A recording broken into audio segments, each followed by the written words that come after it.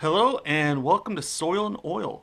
Today I am going to be making some more basil plants by propagating. I already have a couple of cuttings from about a week ago and they're already starting to root. I don't use any rooting compound, like root hormone, anything like that. It's just I just make sure that the water stays fresh, change it out about once a day, maybe 2 days if I forget. And I also try to rinse off the ends to make sure that they don't start rotting. And so far, it's been very successful. I usually try to make sure I cut them anywhere from about 4 to 6 inches from the top, making sure that the plant itself has not started to bud. Now, propagating works with most plants to a varying degree of success. I've had pretty good success at times and others not. It just depends on I don't know what, but skill, luck, what have you. I'm not sure. I'm not a professional. So today I'm going to snip off a few more of these. As you can see, these basil plants are getting a little bit long. I like to see them get a little more bushy instead of just simply tall and lanky. Plus, the family has let me know that my little guy, he just had basil for the first time and he really enjoyed it. So, seems like the wife is all in as well. So, here I am making more. I got these from the local Farmers Market Association. For two of them, they were just about $1, about some 90 some yen.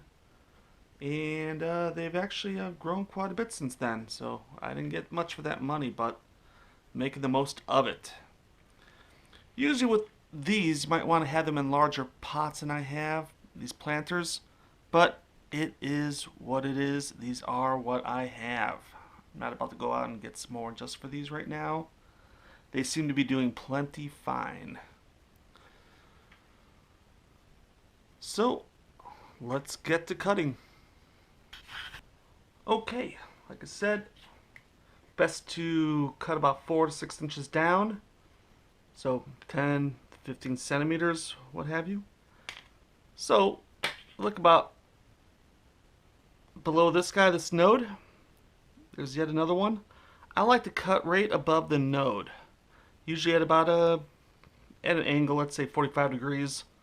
And a pair of decently sharp scissors. And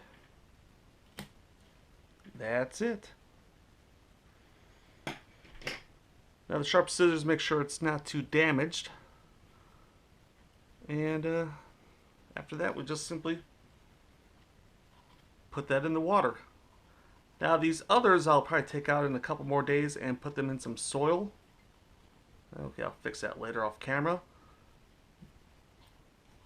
But I'll probably leave this as well as a few more in here because whatever started getting these guys rooting, well, hopefully that gets to them and it just continues on.